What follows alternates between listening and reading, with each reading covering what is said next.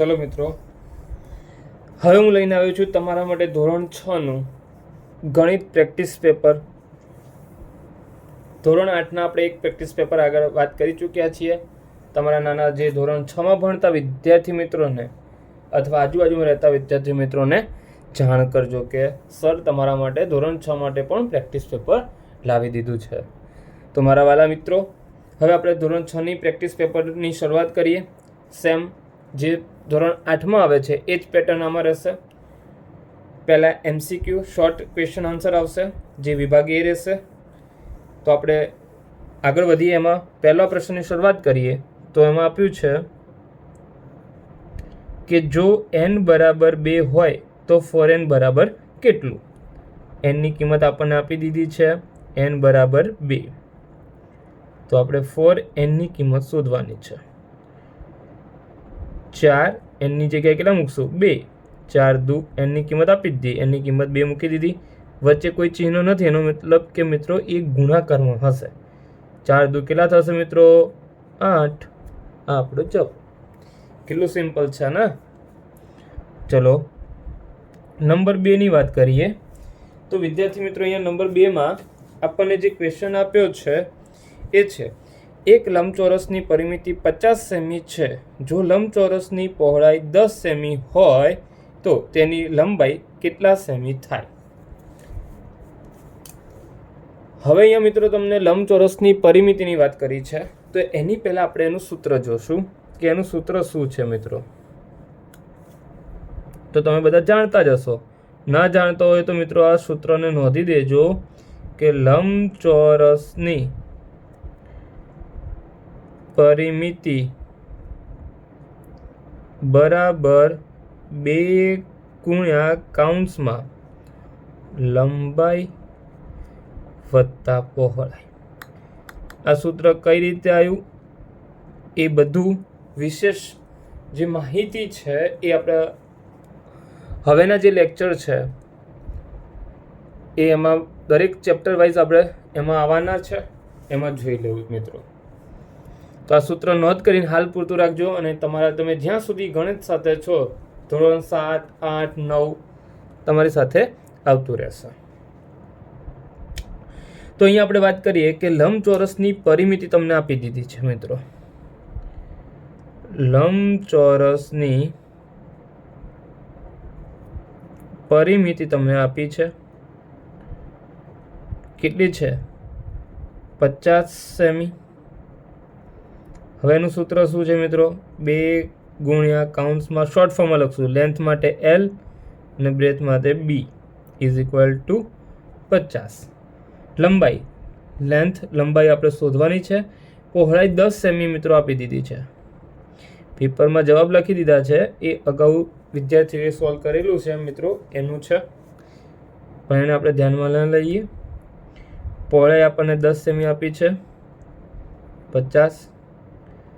Length plus 10 50. 2 ગુણાકારમાં છે, ક્યાં જશે મિત્રો? ભાગાકારમાં જશે ને. તો કેટલા આવશે મિત્રો? 25. લંબાઈ વત્તા 10 બરાબર 25. લંબાઈને મિત્રો કરતા કરીએ.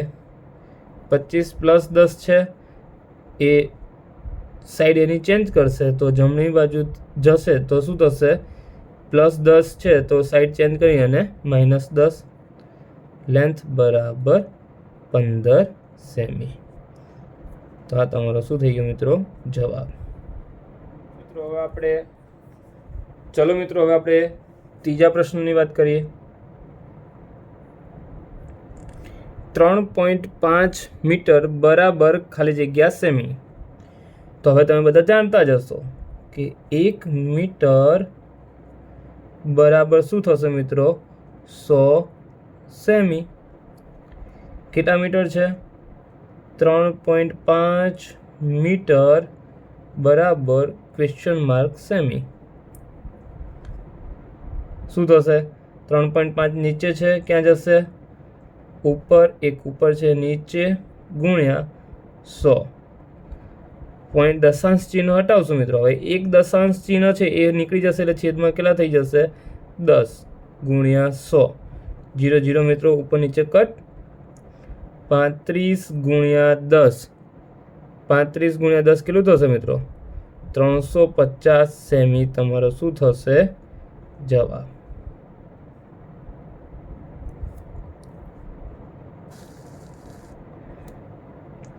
ચોથા નંબરનો પ્રશ્ન છે મિત્રો. ચોથા નંબરનો પ્રશ્ન છે 2.3 છે.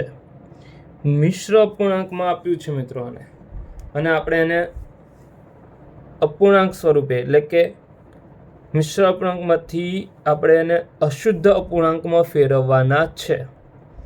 તો શું કરશું? તો તમે બધા જાણતા જ હશો. તો આ બંનેનો શું થશે મિત્રો? ગુણાકાર, અને ઉપર જે અંશમાં છે એની સાથે સરવાળો. તો કરીએ. 5 ગુણ્યા 2 વત્તા 3 છેદમાં તો જે વધશે એના જ લખશું. 5 ના 5, 5 દુ 10 વત્તા 3 ભાગ્યા 5, 10 ને 3 13 ભાગ્યા 5 આપણો શું થઈ જશે મિત્રો? જવાબ. ચલો મિત્રો, હવે આપણે પાંચમા પ્રશ્નની વાત કરીએ કે તમને આપ્યું છે બોક્સ બરાબર 10 પુસ્તક આપ્યા છે અને તમને માંગ્યું છે 80 પુસ્તક માટે કેટલા બોક્સની જરૂર પડે? તો 80 ભાગ્યા શું કરી દેવાના? 10. 0 0 ઉડી ગયા મિત્રો. કેટલા? 8 બોક્સની તમારે શું પડે મિત્રો? જરૂર પડે. કેટલા ચિત્રની જરૂર પડશે? તો કે 8. ચલો એના પછી મિત્રો આપણે પ્રશ્ન નંબર 6 ની વાત કરીએ તો કે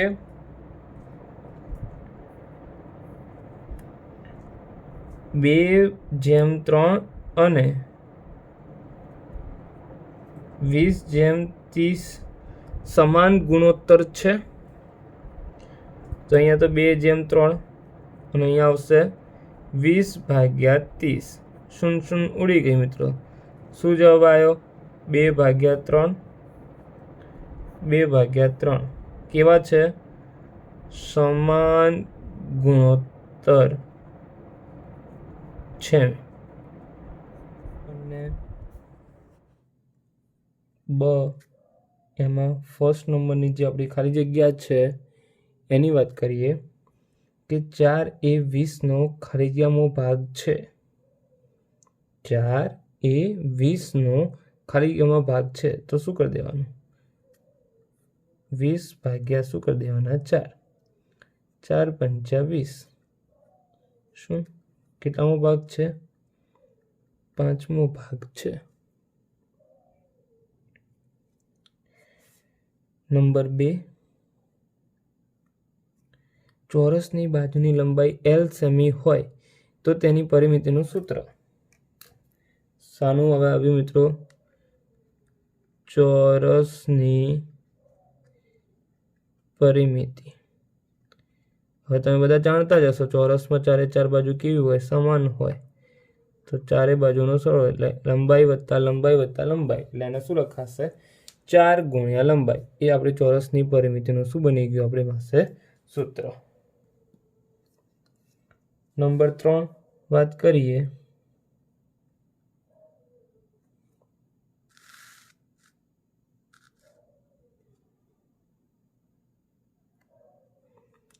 એક ચોરસની પરિમિતિ 48 સેમી છે તો તેની બાજુની લંબાઈ ખાલી જગ્યા સેમી થાય.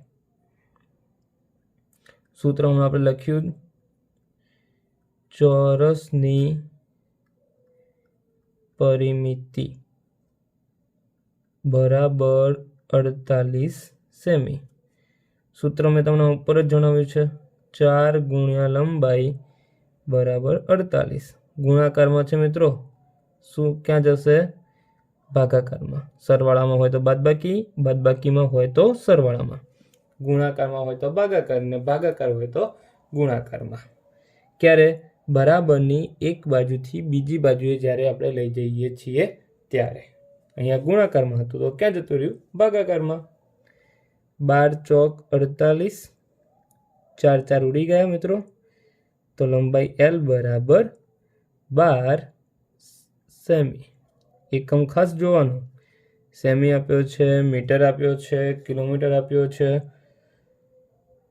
એ ખાસ ધ્યાન આપવું તમારે.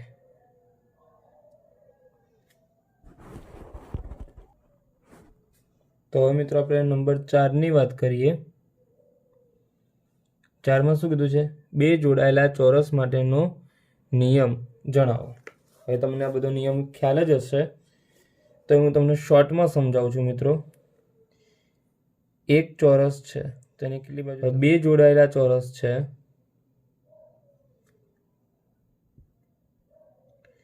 એક, બે, 3, 4, 5, 6 અને 7. બંને વચ્ચેનો ગેપ કેટલો આવ્યો મિત્રો? 7 - 4. ગેપ કેટલાનો આવ્યો? 3 આવ્યો. તો હજી પ્રથમ સંખ્યા હતી એના ભાગ પાડો. 3 લઈ લીધા, વધ્યા કેટલા? 1. પછી જે સંખ્યા કોમન નીકળી એને n સાથે ગુણી દો, એટલે આપણું સૂત્ર બની જશે મિત્રો. સૂત્ર તમને મળી જશે. શું મળશે? 3n + 1. આ તમારું શું થઈ જશે? બે જોડાયેલા ચોરસ માટેના નિયમ માટેનું સૂત્ર. એના પછી વાત કરીએ નંબર 5.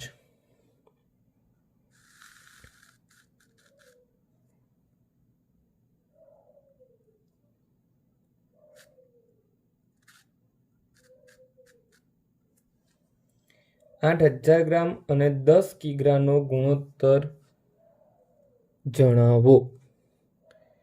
8,000 ગ્રામ અને 10 કિગ્રા.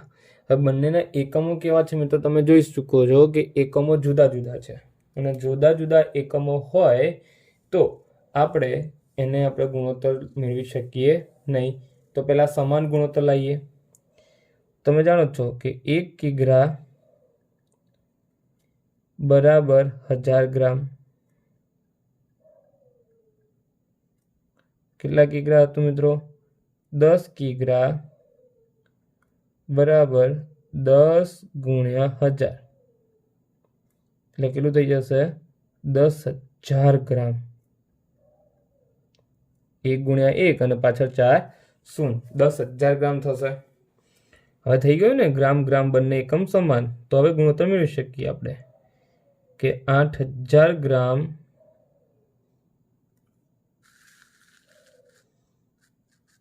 અને